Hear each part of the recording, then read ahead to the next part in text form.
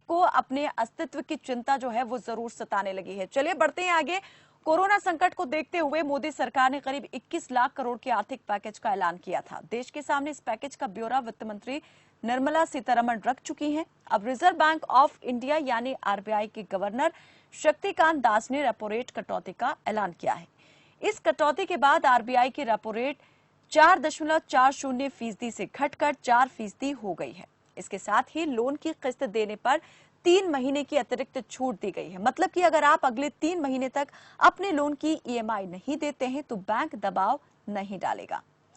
चलिए ग्राफिक्स के जरिए एक नजर डाल लेते हैं उन कुछ बड़ी बातों पर जिनका जिक्र शक्तिकांत दास ने किया है। तो लॉकडाउन में मांग और उत्पादन दोनों में कमी आई है, इस बात का जिक्र गवर्नर ने किया। आरबीआई गवर्नर बिजली पेट्रोलियम की खपत में काफी कमी आई है।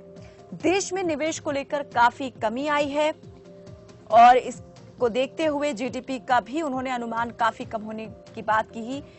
6 बड़े प्रदेशों में औद्योगिक गतिविधियों को लेकर बात की। रेपो रेट में 40 बेसिस पॉइंट की कटौती, ब्याज दर में 0.4% की कटौती आरबीआई की ओर से की गई है और रिवर्स रेपो रेट में कोई बदलाव नहीं है।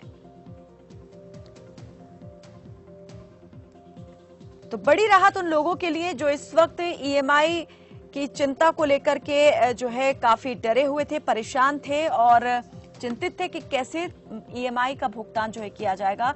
तो एक बार फिर से आरबीआई ने यह साफ कर दिया है कि 3 महीने तक अपने लोन की ईएमआई देने की जरूरत नहीं होगी। बैंक इसके लिए दबाव नहीं डालेगा। रेपो रेट में कमी कर दी गई है जिसके बाद जो ब्याज दर है वो भी कम हो जाएगी। अतिरिक्त छूट यहां पर दे दी गई है।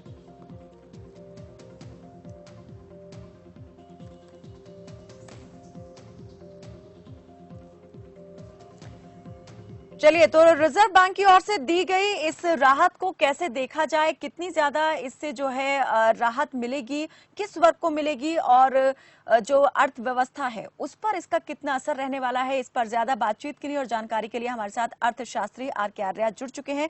सर बहुत स्वागत है आपका।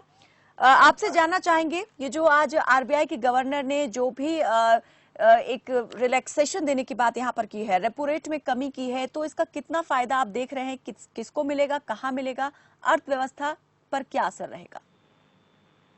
आरबीआई के गवर्नर की प्रेस कॉन्फ्रेंस इसलिए हुई है कि ये जो पीक नहीं हो पा रही थी कोरोना वायरस की और अब ये अंदाजा है कि जुलाई में होगी और तब तक डिमांड में कॉन्ट्रैक्शन रहेगा और सप्लाई साइड में डिसरप्शन रहेगा।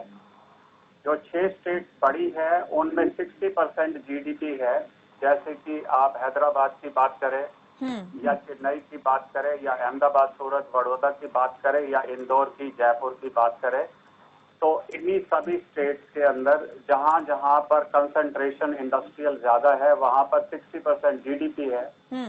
तो पीक आने का जो चांस है वो लगभग जुलाई के मिडल में है। इसलिए जो इन्फ्लेशन है, डिमांड कॉन्ट्रैक्शन की वजह से इन्फ्लेशन आरबीआई के गवर्नर ने या एमपीसी ने, मॉनेटरी पॉलिसी कमेटी ने ये अंदाजा लगाया है कि ये जो इन्फ्लेशन है 4% से बहुत नीचे रहेगा। थोड़ा सा इन्फ्लेशन इसके अंदर था फूड के अंदर और उसकी सप्लाई साइड अब धीरे धीरे ठीक हो रही है और ऑयल के प्राइसेस जब तक विश्व में डिमांड ऑयल की नहीं आती उसमें कॉन्ट्रैक्शन रहेगा जी। तो इस इन्फ्लेशन की दर को देखते हुए आरबीआई की ड्यूटी बनती थी, क्योंकि इन्फ्लेशन के साथ ही इंटरेस्ट रेट मेजर होता है, तो 4.4 से 4 कर दिया गया है और रिवर्स रेपो को भी 3.25 किया गया है और जो मार्जिनल स्टैंडिंग फैसिलिटी होती है लेंडर्स को उसको 4.25% पे इन्होंने रखा है। अब किसको फायदा होगा? सिंपली जो ऑर्गेनाइज सेक्टर है, संगठित क्षेत्र है जी, जिनकी क्रेडिट वर्दीनेस ठीक है, उनको ये लोन मिल पाएगा और जो आरबीआई का लोन देने का रिस्क अवर्शन है, जो रिस्क रहता है वो उससे हटती रहेगी। मॉरेटोरियम जो है उसको अगस्त तक डिले कर दिया गया है और जो इंटरेस्ट का मॉरेटोरियम हो नहीं सकता है और इंटरेस्ट एक्रू होगा उसको टर्म लोन में कन्वर्ट कर दिया जाएगा ताकि वो इंटरेस्ट के ऊपर भी इंटरेस्ट लगे और टर्म लोन के ऊपर भी इंटरेस्ट लगे तो इंटरेस्ट रेट का जो फर्क है वो लगभग 2.5 गुना 3 गुना हो जाएगा। अगर मान लो आपने इंटरेस्ट नहीं चुकाया जी, तो उसका असर 2.5-3 गुना हो जाएगा। यानी कोई तो फायदा उतना नहीं मिलने वाला है जिसकी उम्मीद यहाँ पर जताई जा रही है या एक आम इंसान कर रहा है कि रेपो रेट अगर कम कर दिया है तो कर जो है वो अब उसे कम देना पड़ेगा। आ, ये तो रेपो रेट जो है इसका तो मॉरेटोरियम पीरियड जो 3 लाख करोड़ की अगर आप बात करें जो एमएसएमई को दिया है, इसके लिए तो पहले से ही मॉरेटोरियम 12 महीने का था। ये जो नॉर्मल मॉरेटोरियम है इसको अगस्त तक किया गया है क्योंकि बिक्री नहीं हुई है, इसीलिए रीपेमेंट नहीं हो सकती, तो 31 अगस्त तक मॉरेटोरियम को एक्सटेंड किया गया है। परंतु इसके दौरान में जो इंटरेस्ट ड्यू होगा अगर वो आप पे नहीं कर सकते उसको टर्म लोन में कन्वर्ट कर दिया जाएगा और फिर उसके ऊपर इंटरेस्ट लगेगा। तो डेफिनेटली जो इंटरेस्ट का दबाव है वो बोरोवर के ऊपर काफी बढ़ जाएगा। और अगर जोखिम की बात करें, आरबीआई जो ये सब जैसे रेपो रेट में इसने कमी यहाँ पर एक बार फिर से की है, आरबीआई की ओर से की गई है, तो जोखिम कितना ज्यादा बढ़ जाएगा बैंकिंग क्षेत्र पर इस चीज का, या कितना दबाव पड़ेगा? पहली बात तो आरबीआई एक एक्स्ट्रा ऑर्डिनरी मीन यूज कर रहा है क्योंकि इसके पास फायर पावर नहीं थी और ये अपने प्रॉफिट को लूज करके सब किए जा रहा है।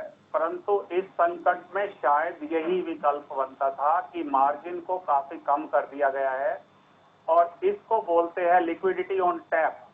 लिक्विडिटी इतनी फैला दी है कि किसी को भी चाहिए ले लीजिए, परंतु उसके अंदर याद रहे कि जो संगठित क्षेत्र है या मुद्रा के लोन है या सिडबी को रिफाइनेंस किया है या नाबार्ड को रिफाइनेंस किया है और जो लोन किसान क्रेडिट कार्ड से दिए हैं उनको फायदा होगा।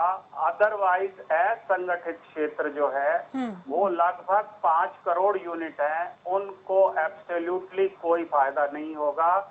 इसीलिए वर्कर्स का वापस लौटना मुश्किल है।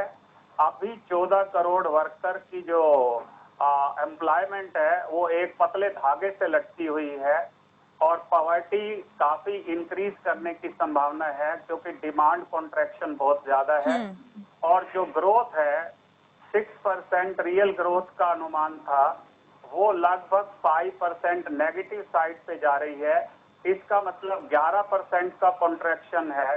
11% कॉन्ट्रैक्शन का मतलब होता है कि 22-23 लाख करोड़ इकोनॉमी से निकल जाएंगे जिसकी वजह से एम्प्लॉयमेंट पर असर पड़ेगा, डिमांड पर असर पड़ेगा और जो प्रोजेक्ट कैपिटल के थे जिन कॉर्पोरेट सेक्टर ने प्लान बनाई हुई थी कि हम कैपिटल इन्वेस्टमेंट करेंगे वो अब डिपॉजिट्स में आ रहे हैं। हीरो होंडा ने 90,000 करोड़ जमा किए हैं। किसानों ने अपनी डिमांड को कॉन्ट्रैक्ट करके रखा है क्योंकि आने वाले दिनों में क्या दिक्कत आएगी। तो लगभग 12 लाख करोड़ की जो फसलें बिकी हैं वो सारी बैंक में जा रही हैं।